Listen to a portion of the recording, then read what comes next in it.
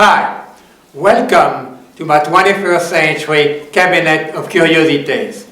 First, I want to introduce you to my two everyday companions, Anna Rexia with her pet dog Bone and Alec O'Shea. Anna here came from the best little nursing school in Texas and was a birthday present for my wife. Alec, on the other hand, is from Atlanta. She's been with us for about 20 years now. And if you ask her nicely, believe it or not, she will actually strip and show you her guts. I must confess to you, I am a compulsive collector, but not of one precise thing. I don't know what I collect until I see it. The more unusual, the better. I have gathered many things over the last 40 years. Some were used in my drawings, in my paintings, in my photographs. Others, I just had to have. No rhyme or reason. You will find a lot of strange things around here with Anna and Alec. From fossilized dinosaur dung to elephant teeth and wooden legs. Let me just show you some of my stuff. This is an interesting little item I found on eBay. It is a nice little box, probably from the turn of the century, with a nice clasp on it and brass hinges too.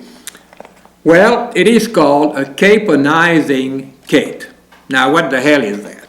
Caponizing, that sounds like a word in a spelling bee. Caponizing, C-A-P-O-N-I-Z-I-N-G,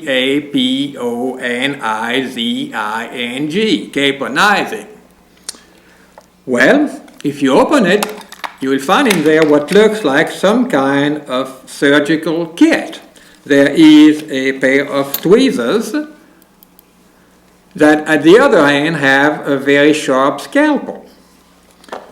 And then there's what looks like some kind of clamp made to hold something, obviously. And then there's this thing here that has a very sharp hook on one end, and at the other hand has some kind of cup with a slot in it. And then finally there's a piece of string with two hooks. Now, do you know what caponizing means?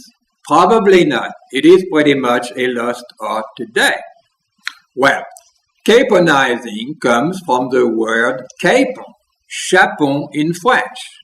And as you may or may not know, a capon is basically a castrated chicken that gets real fat and gets real juicy and real tender and tastes real good.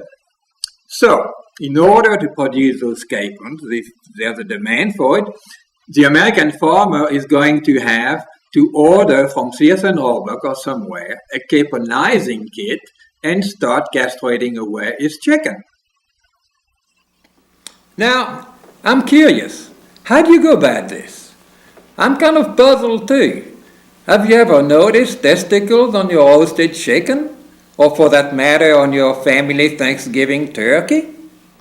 Well, I know Middle America is rather bashful about sexual organs, and you certainly don't find mountain oysters at your local supermarket, and neither do you find other delicious body parts like brains, tongue, kidneys, and all that good stuff we French folks like. Let's look into this. Now, here I have one of your standard dead chicken from the Piggly Wiggly. I'm assuming the sexual organs are, like yours or mine, right in front of the anus, around here. And I don't see anything. Even with a magnifying glass, I don't see a thing. Now, could this be a malformed chicken? Very well. I came prepared. Here I have a backup chicken. And I swear, even with a magnifying glass, I don't see a thing. Why don't we ask Mr. Google? Okay, I'm back. Well, I learned a few things. As it turns out, chicken testicles are located inside the body, which makes it very difficult to determine whether it's a boy or a girl. Now, sexing chicken, as it's called, is a highly specialized trade. and a fairly recent one at that. The Japanese only figured it out in the early 30s, and we actually had to bring Japanese over to show us how to do it. Yes, we would eventually put a man on the moon, but we couldn't figure out that one by ourselves. The technique is quite interesting. Supposedly, you can tell by looking up their butt. Well, actually, it's properly called a cloaca. Yes, another one of those spelling bee words, cloaca. C-L-O-A-C-A, cloaca. What you do is turn their cloaca inside out and squeeze the chicken shit out so you can see something, and then you're supposed to be looking for a bump. Male chickens have a bump in their cloaca. The catch is that some female chickens have a bump too, but much, much smaller. That's only fair. The bad thing about it is that they do that to baby chicken when they are only 1 day old. How lucky can we be? The good thing, though, is that they wait until baby chicken are about 2 months old to emasculate them. By the way, how old are human babies when we circumcise them? Well, let's see if we can figure out if this bird was a boy or a girl. Now I'm looking up the cloaca, I'm turning it inside out, no shit in there, it's a really clean bird, and then I'm looking carefully. There is no bump, must be a girl. Well, let's assume for a minute it was a boy. How would we go about castrating it?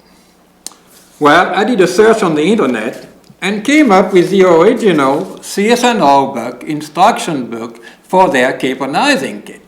7 whole pages. This is no joke, and I did read them. Now they recommend practicing first on a dead bird, which seemed like a good idea before you start major surgery on a live bird with no anesthesia. I'm back. We are now in the operating room ready to perform surgery. Now, following instructions, I tied the wings together and I tied the feet together, and we're supposed to use this piece of string with hooks to hang 2 bricks and hold the chicken down. Now, instructions say, pull the skin tight toward the back and make an incision between the last 2 ribs. Here we go. All right. Now it says use the spreader, so that's what it was. Use the spreader to hold the incision open.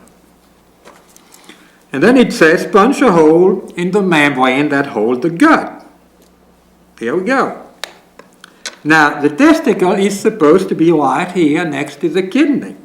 And you are supposed to scoop it up with this thing and then twist and twist and twist until the cord breaks off. The problem is, this chicken doesn't have testicles. They have already been removed. I guess it was a capon all along. You know, I wonder if what they sell us as chicken at the supermarket might not be capons after all. They just don't tell us.